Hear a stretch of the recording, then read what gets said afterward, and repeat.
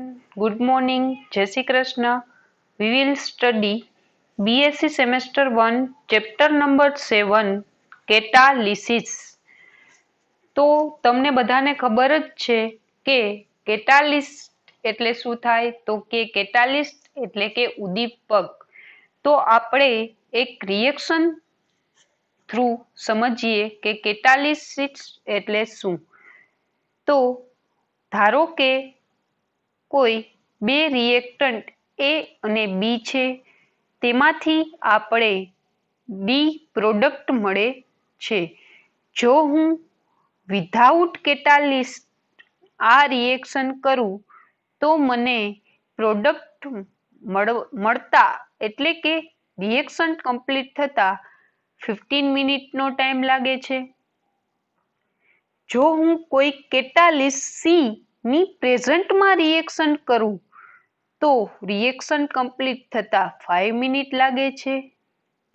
અને જો હું આ સી કેટાલિસ્ટ વાપર્યો છું એની જગ્યાએ હું કોઈ પણ બીજો, ધારો કે સ્મોલ સી કેટાલિસ્ટ આપણે વાપરીએ તો એ રિએક્શન કમ્પ્લીટ થતા માટે લાગતો સમય 20 મિનિટ છે.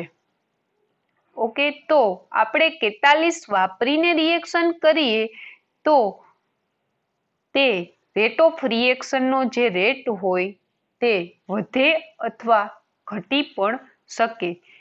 તો આજના લેક્ચરમાં આપણે કેટાલિસ્ટ શું છે, કેટાલિસિસ શું છે, પોઝિટિવ કેટાલિસ્ટ શું છે, નેગેટિવ કેટાલિસ્ટ શું છે, ટાઈપ ઓફ કેટાલિસ્ટ વિશે ભણશું. તો ફર્સ્ટ ઓફ ઓલ આપણે કેટાલિસ્ટની ડેફિનેશન જોઈએ. Catalyst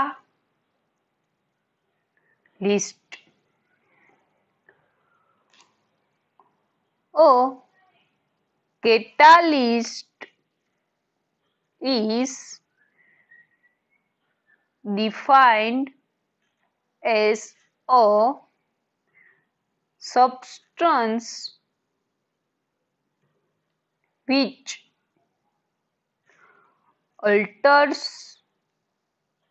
the rate of chemical reaction itself remaining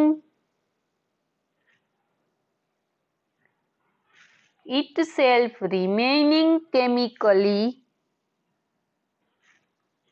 unchanged at the end of reaction. એટલે કે કેટાલિસ્ટ એક એવો સબસ્ટન્સ છે કે જે અલ્ટર્સ એટલે શું થશે તો કે ચેન્જ, કે જે rate of reaction, rate of chemical reaction increase પણ કરી શકે અને rate of chemical reaction decrease પણ કરી શકે. અને તે રિએક્શનની એન્ડ એટલે કે તમારે રિએક્શન કમ્પ્લીટ થઈ જાય તે પછી તે પાછો મળી જાય તો તેને શું કહેવાય તો કે કેટાલિસ્ટ કહેવાય. અને જે આ પ્રોસેસ એટલે કે ધીસ પ્રોસેસ ઇઝ કોલ્ડ કેટાલિસિસ, કે જે આ પ્રોસેસ છે એને કેવી પ્રોસેસ કહેવાય તો કે કેટાલિસિસ પ્રોસેસ કહેવાય. તો હવે આપણે નેક્સ્ટ ડેફિનેશન જોઈએ, positive catalyst. Positive catalyst a catalyst which increase the rate of chemical reaction is called positive catalyst,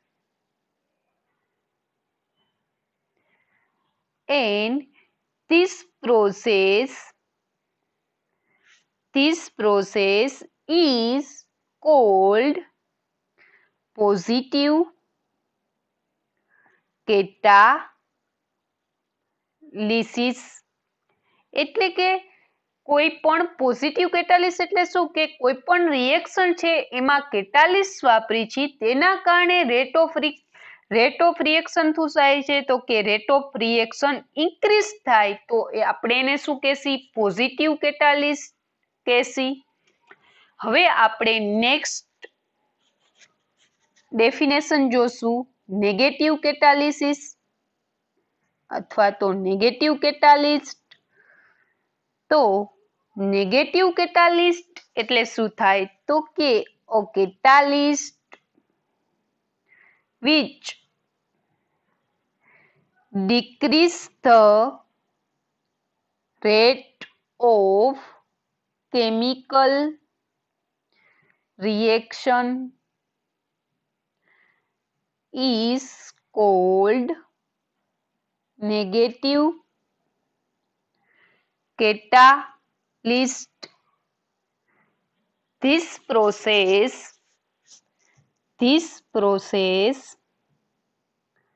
is called negative catalysis. એટલે કે નેગેટિવ કેટાલિસ એટલે શું થશે તો કે તેમાં આપણે કોઈ રિએક્શન છે તેમાં કેટાલિસ્ટનો યુઝ કરીએ છીએ તેના કારણે રેટ ઓફ રિએક્શન શું થાય છે તો કે ડિક્રીઝ થાય તો એને આપણે શું કહેશી નેગેટિવ કેટાલિસ્ટ કહેશી. અત્યારે તમે આ 3 ડેફિનેશન નોટ ડાઉન કરી લ્યો. પછી આપણે નેક્સ્ટ ટોપિક જોઈએ ટાઈપ ઓફ કેટાલિસિસ.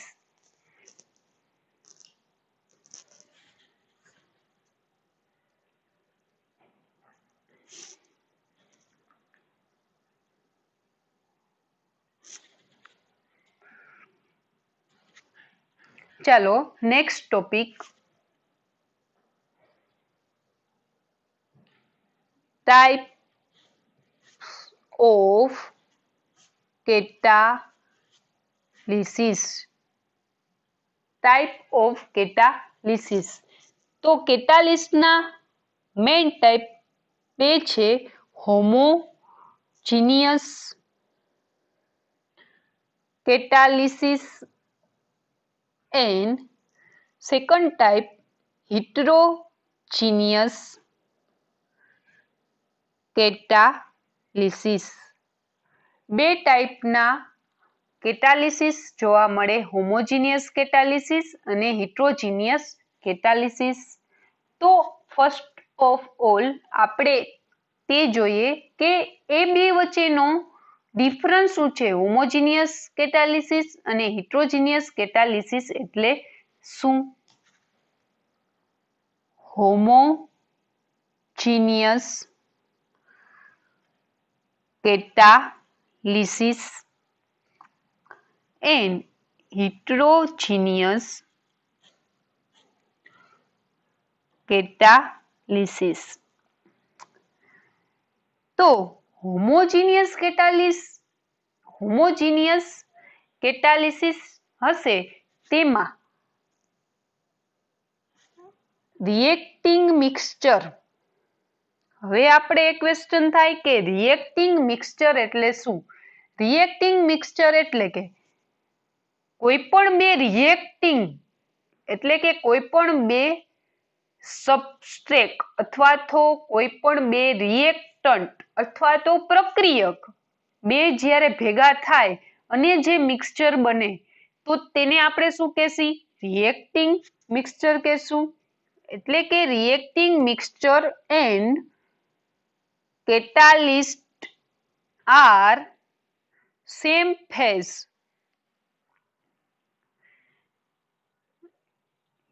એટલે કે હોમોજીનિયસ કેટાલિસિસમાં રિએક્ટિંગ મિક્સચર જે આપણે વાપરીએ છીએ એ અને કેટાલિસ્ટ જે વાપરીએ છીએ તે બંને સેમ ફેઝમાં હશે.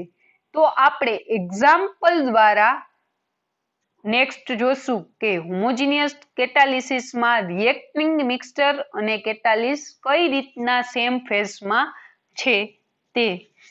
એ જ રીતના આપણે જોઈએ હિટ્રોજીનિયસ કેટાલિસિસ એટલે શું થશે તો કે તેમાં reacting mixture and catalyst are different phase એટલે કે તેમાં જે રિએક્ટિંગ મિક્સચર અને કેટાલિસ્ટ હશે તે બેને ડિફરન્ટ ફેઝ એટલે કે અલગ અલગ ફેઝમાં જોવા મળશે. તો હવે આપણે વધારે રીતના સમજાય એ માટે હું અહીંયા લખું તો કેટાલિસ્ટ અને રિએક્ટિંગ મિક્સચર. આમાં પણ કેટાલિસ્ટ એન્ડ રિએક્ટિંગ મિક્સચર. તો જ્યારે કેટાલિસ્ટ સોલિડ આપણે વાપરશું કોઈ પણ રિએક્શનમાં ત્યારે હોમોજીનિયસ કેટાલિસિસ રિએક્શનમાં શું હશે તો કે એના રિએક્ટિંગ મિક્સચર હશે તે પણ સોલિડ ફેઝમાં જ હશે. જો આપણે રિએક્ટિંગ મિક્સચર લિક્વિડ લેશું તો આપણે એ રિએક્શન માટે કેટાલિસ્ટ યુઝ કરશું તે પણ કેવા ફેઝમાં હશે તો કે લિક્વિડ ફેઝમાં હશે. એ જ રીતના જ્યારે આપણે રિએક્ટિંગ મિક્સચર ગેસ લેશું ત્યારે એનો જે કેટાલિસ્ટ યુઝ કરશે એ પણ કયા ફેઝમાં હશે તો કે ગેસ ફેઝમાં. તો આપણે તેને કેવું કેટાલિસ્ટ કહેશું તો કે હોમોજીનિયસ કેટાલિસ્ટ કહેશું. એ જ રીતના હિટ્રોજીનિયસ કેટાલિસિસમાં શું હશે તો કે હિટ્રોજીનિયસ કેટાલિસિસમાં આપણે જો કેટાલિસ્ટ સોલિડ વાપરશું તો તેનો રિએક્ટિંગ મિક્સચર જે વાપરી તે લિક્વિડ અથવા તો ગેસિયસ ફેઝમાં હશે. જો કેટાલિસ્ટ લિક્વિડ ફેઝમાં હશે તો એનું રિએક્ટિંગ મિક્સચર કેવું હશે તો કે સોલિડ અથવા તો ગેસ હશે. જો કેટાલિસ્ટ ગેસિયસ ફેઝમાં હશે તો રિએક્ટિંગ મિક્સચર સોલિડ અથવા તો લિક્વિડ ફેઝમાં હશે. બરોબર. તો આપણે નેક્સ્ટ વધારે સારી રીતના સમજવા માટે હોમોજીનિયસ કેટાલિસિસ ને આપણે રિએક્શન વાઇઝ સમજશું. તો હોમોજીનિયસ કેટાલિસિસ ટાઇટલ લગાવો.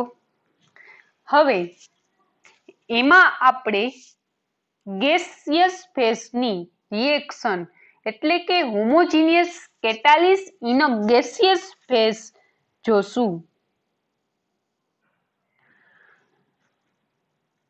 તો આપણે ધારો કે આપણે એનું એક્ઝામ્પલ જોઈએ તો તેમાં ઓક્સિડેશન ઓફ કાર્બન મોનોક્સાઇડ એટલે કે આપણે કાર્બન મોનોક્સાઇડનું ઓક્સિડેશન કરવું છે તો આપણે કેટાલિસ્ટ કયો વાપરશું તો કે નાઇટ્રિક ઓક્સાઇડ વાપરશું. તો આપણે શું મળશે તો કે આપણે કાર્બન ડાયોક્સાઇડ મળશે અને જે આપણે કેટાલિસ્ટ વાપર્યો છે તે આપણે લાસ્ટમાં મળશે. તો આ રિએક્શનમાં કાર્બન મોનોક્સાઇડ પણ ગેસિયસ ફોર્મમાં છે, ઓક્સિજન પણ ગેસ છે અને જે આપણે નાઇટ્રિક ઓક્સાઇડ વાપર્યો છે તે પણ આપણે ગેસિયસ ફોર્મમાં વાપર્યો છે. તો તેને શેના એક્ઝામ્પલમાં આવશે તો કે હોમોજીનિયસ કેટાલિસિસમાં આવશે. તે જ રીતના આપણે ઓક્સિડેશન ઓફ સલ્ફર ડાયોક્સાઇડ જોશું. તો સલ્ફર ડાયોક્સાઇડનું આપણે ઓક્સિડેશન કરશું તો સલ્ફર ડાયોક્સાઇડ પણ ગેસિયસ ફેઝમાં હશે, ઓક્સિજન પણ ગેસિયસ ફેઝમાં હશે, નાઇટ્રિક ઓક્સાઇડ પણ ગેસિયસ ફેઝમાં હશે. આપણે મળશે તો શું તો કે સલ્ફર ટ્રાયોક્સાઇડ મળશે અને નાઇટ્રિક ઓક્સાઇડ રિમેઇનિંગ આપણે પાછો મળશે. તો આ પણ રિએક્શનમાં જે રિએક્ટિંગ મિક્સચર છે એ ગેસિયસ ફેઝમાં છે અને કેટાલિસ પણ ગેસિયસ ફેઝમાં છે. તો તેને શું કહેવાય? તો કે હોમોજીનિયસ કેટાલિસિસ રિએક્શન કહેવાશે. એ જ રીતના આપણે નેક્સ્ટ હોમોજીનિયસ કેટાલિસિસ ઇન લિક્વિડ ફેઝમાં જોઈએ, એટલે કે સોલ્યુશન. હું લિક્વિડ ફેઝ ને સોલ્યુશન ફેઝ પણ કહી શકું. તો સોલ્યુશન ફેઝમાં આપણે રિએક્શન જોઈએ. તો તેમાં આપણે સુગર લઈએ. તો મારે હાઇડ્રોલિસિસ ઓફ સુગર કરવું હોય તો હું હાઇડ્રોલિસિસ માટે શું વાપરું? તો કે પાણી વાપરું. તો તે પણ લિક્વિડ ફેઝમાં છે. સુગરનું સોલ્યુશન લીધું તો એ પણ લિક્વિડ ફેઝમાં છે. હું જે કેટાલિસ વાપરીશ તે H2SO4 વાપરીશ તો સલ્ફ્યુરિક એસિડ છે તે પણ લિક્વિડ ફેઝમાં હશે. તો મને પ્રોડક્ટ શું મળશે? તો કે ગ્લુકોઝ અને ફ્રુક્ટોઝ પ્રોડક્ટ મળશે. અને જે H2S ગેસ છે તે પણ મને પ્રોડક્ટમાં રિમેઇનિંગ અનચેન્જ થઈને મળશે. તો આ રિએક્શનમાં આપણે બંને લિક્વિડ ફેઝમાં વાપરેલા છે, એટલે કે રિએક્ટિંગ મિક્સચર અને કેટાલિસ બંને આપણે લિક્વિડ ફેઝમાં વાપરેલા છે. તો આના પછીની નેક્સ્ટ રિએક્શન આપણે જોઈએ. તો તેમાં આપણે હાઇડ્રોલિસિસ ઓફ એસ્ટર જોશું. તો આ મેં એસ્ટર લીધું, એનું મારે હાઇડ્રોલિસિસ કરવું છે. એસ્ટર પણ લિક્વિડ ફેઝમાં હશે, H2O પણ લિક્વિડ ફેઝમાં હશે. અહીંયા હું કોઈ પણ એસિડ એટલે કે H2SO4 વાપરીશ તો એ પણ લિક્વિડ ફેઝમાં હશે. હાઇડ્રોલિસિસમાં શું થશે? તો કે H+ અને OH- હશે. તે જ રીતના અહીંયા એસ્ટરમાં પણ ઓક્સિજન માઇનસ અને કાર્બન પ્લસ હશે. હવે શું થશે? તો કે હાઇડ્રોજનનું એડિશન ક્યાં થશે? તો કે હાઇડ્રોજન હોય તે ઓક્સિજન સાથે જોડાશે અને શું બનશે? તો કે એસિટિક એસિડ બનશે. અને બીજું શું બનશે? તો કે OH છે એ C2H5 સાથે જોડાશે અને તે ઇથેનોલ બનશે. તો આ રિએક્શનમાં પણ રિએક્ટિંગ મિક્સચર તરીકે લિક્વિડ છે અને કેટાલિસ તરીકે શું છે? તો કે H2SO4 તે પણ લિક્વિડ ફેઝમાં છે. તો આના પછીનો આપણે નેક્સ્ટ ટોપિક જોઈએ, હિટ્રોજીનિયસ કેટાલિસિસ.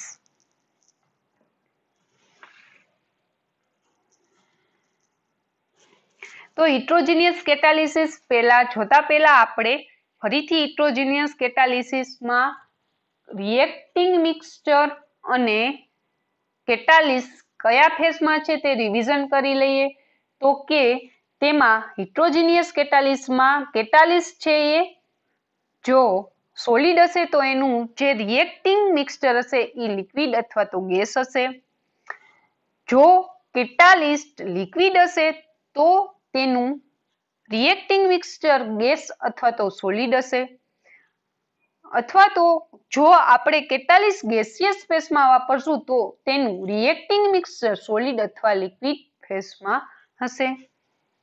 ઓકે, તો આપણે રિએક્શન વાઇઝ હિટ્રોજીનિયસ કેટાલિસ વિશે ભણશું. હિટ્રોજીનિયસ કેટાલિસિસ. તો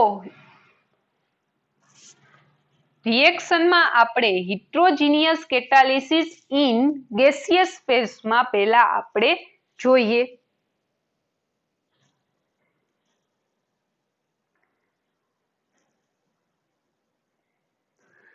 તો તેમાં આપણે કોમ્બિનેશન ઓફ સલ્ફર ડાયોક્સાઇડ ની રિએક્શન જોશું. Combination of sulphur dioxide gaseous ફેઝમાં હશે, ઓક્સિજન પણ ગેસિયસ ફેઝમાં હશે. હવે અહીં આપણે કેટાલિસ જે વાપરશું તે પીટી મેટલ વાપરશું તો તે સોલિડ ફેઝમાં હશે અને મને શું મળશે તો કે સલ્ફર ટ્રાયોક્સાઇડ મળશે અને પીટી મેટલ છે તે મને એન્ડ ઓફ રિએક્શન મળશે. તો આ રિએક્શનમાં રિએક્ટિંગ મિક્સચર બંને ગેસિયસ ફેઝમાં છે અને કેટાલિસ સોલિડ ફેઝમાં છે તો તે રિએક્શનને આપણે હિટ્રોજીનિયસ કેટાલિસ કહેશું. એ જ રીતના આપણે નેક્સ્ટ રિએક્શન જોઈએ હેબર પ્રોસેસ.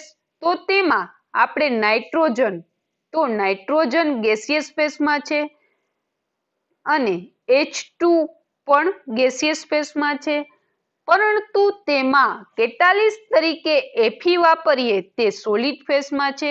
હવે આપણે બધાને ખબર છે કે હેબર પ્રોસેસ દ્વારા આપણે શું મળે છે તો કે એમોનિયા મળશે અને રિમેઇનિંગ લાસ્ટમાં આપણે અનચેન્જ થયેલો શું મળશે તો કે Fe કેટાલિસ મળશે. તો આ રિએક્શનને પણ શું કહેવાશે તો કે હિટ્રોજીનિયસ કેટાલિસિસ કહેવાશે. હવે નેક્સ્ટ આપણે હિટ્રોજીનિયસ કેટાલિસ ઇન લિક્વિડ ફેઝ જોશું. હજી આપણે આ ગેસિયસ ફેઝનું એક થર્ડ એક્ઝામ્પલ જોઈએ. સપોઝ આપણે CH2CH2 એટલે કે hydrolysis of unsaturated organic compound. Unsaturated એટલે શું થશે તો કે ડબલ બોન્ડ વાળા જે કમ્પાઉન્ડ હોય એને શું કહેવાશે અનસેચ્યુરેટેડ કમ્પાઉન્ડ કહેશે. એનું મારે શું કરવાનું છે તો કે હાઇડ્રોજીનેશન કરીશ એટલે કે હું H2 ગેસ એમાંથી પાસ કરીશ તો આ પણ ગેસિયસ ફેઝમાં હશે, આ પણ ગેસિયસ ફેઝમાં હશે અને હું જે કેટાલિસ વાપરીશ નિકલ તે સોલિડ ફેઝમાં હશે. તો મને શું મળશે તો કે હાઇડ્રોજીનેશન કરીશ તો મને શું મળશે તો કે આ બોન્ડ બ્રેક થઈને ત્યાં હાઇડ્રોજનનું એડિશન થઈને મને શું મળશે તો કે ઇથેન મળશે અને જે કેટાલિસ વાપર્યો છે તે મને લાસ્ટમાં મળશે. તો આ થર્ડ રિએક્શન થઈ કે જેમાં heterogeneous catalysis in gaseous phase. Next આપણે જોઈએ heterogeneous catalysis in liquid phase. Liquid phase તો તેમાં આપણે ફર્સ્ટ રિએક્શન જોઈએ હાઇડ્રોજન પેરોક્સાઇડ કે જે લિક્વિડ ફોર્મમાં હશે. એનું મારે જો ડીકમ્પોઝિશન કરવું હોય તો હું પીટી મેટલ વાપરું તો તે સોલિડ ફેઝમાં હશે. તો મને શું મળશે તો કે water and O2 and PT મળશે. તો આ રિએક્શનમાં હાઇડ્રોજન પેરોક્સાઇડ છે તે લિક્વિડ ફેઝમાં છે અને પ્લેટિનિયમ છે એ કેવા ફેઝમાં છે તો કે સોલિડ ફેઝમાં છે. તો તે પણ શેમાં આવશે હિટ્રોજીનિયસ કેટાલિસિસમાં આવશે. આપણે નેક્સ્ટ રિએક્શન જોઈએ તો તેમાં આપણે બેન્ઝીન લઈએ તો બેન્ઝીન પણ લિક્વિડ ફેઝમાં હશે. પછી હું ઇથેનોલાઇલ ક્લોરાઇડ એટલે કે CH3COCl લઉં તો તે પણ લિક્વિડ ફેઝમાં હશે અને એલ્યુમિનિયમ ક્લોરાઇડ છે તે કેવા ફેઝમાં હશે તો કે સોલિડ ફેઝમાં હશે. હવે આની રિએક્શન કરાવું તો અહીંયાથી H આ કાર્બન ઉપરનો H અને અહીંયાનો Cl એટલે કે HCl રિમૂવ થશે અને રિએક્શન થઈને મને શું મળશે તો કે બેન્ઝીન રિંગ ઉપર COCH3 મળશે વત્તા એલ્યુમિનિયમ ક્લોરાઇડ છે એ મળશે. તો આ રિએક્શનમાં આ બે છે એ લિક્વિડ ફેઝ એટલે કે રિએક્ટિંગ મોલેક્યુલ અથવા તો રિએક્ટિંગ મિક્સચર અને કેટાલિસ છે તે બે અલગ અલગ ફેઝમાં જોવા મળે છે. નેક્સ્ટ આપણે જોશું હિટ્રોજીનિયસ catalysis in a solid phase.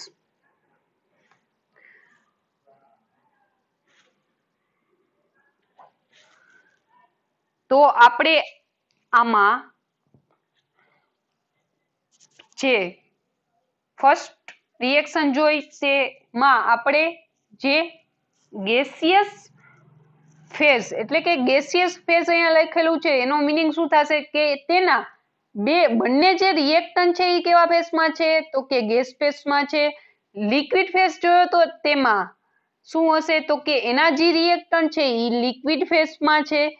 એમ આપણે થર્ડ જોઈએ તો તે સોલિડ ફેઝમાં રિએક્ટન્ટ હશે તો તેમાં આપણે પોટેશિયમ ક્લોરેટ એટલે કે KClO3 નું આપણે ડીકમ્પોઝિશન કરશું તો આ સોલિડ ફેઝમાં હશે. હવે મેગ્નેશિયમ ડાયોક્સાઇડ તો આ જે છે તે મેગ્નેશિયમ ડાયોક્સાઇડ હવાના સંપર્કમાં આવીને શું કરશે તો કે હવામાં રહેલો ભેજ છે તે શોષી લેશે એટલે કે જે મોઇસ્ચર ફ્રી આપણે કમ્પાઉન્ડ ન કહી શકીએ MnO2 ને બરોબર. એટલે આ હોય સોલિડ ફેઝમાં પણ તેમાં વાતાવરણનો મોઇસ્ચર અંદર હોય બરોબર. એટલે કે આ બંને રિએક્શન કરીને આપણે ડીકમ્પોઝિશન થઈને KClO2 અને MnO2 મળશે. તો હવે આપણે એક ક્વેશ્ચન થાય કે આઈ સોલિડ તો એ હોમોજીનિયસમાં ન હોય તો આ એક્સેપ્શન કેસ છે કે જે હિટ્રોજીનિયસ કેટાલિસિસમાં આવશે અને અહીંયાથી એક્ઝામમાં 1 માર્કનો ક્વેશ્ચન પૂછાઈ શકે કેમ કે આ અપવાદ છે.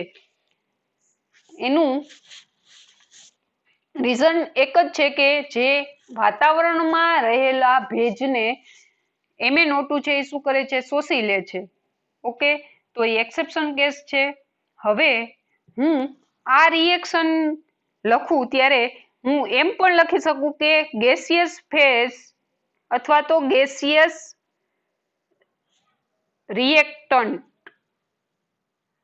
રિએક્ટન્ટ્સ બરોબર. અહીંયા પણ હું એવું લખી શકું કે લિક્વિડ ફેઝ અથવા તો લિક્વિડ રિએક્ટન્ટ્સ અને અહીંયા સોલિડ રિએક્ટન્ટ્સ. તમે બેમાંથી કોઈ પણ વસ્તુ લખી શકો. વિડીયો પોઝ કરી બધું લખી નાખો.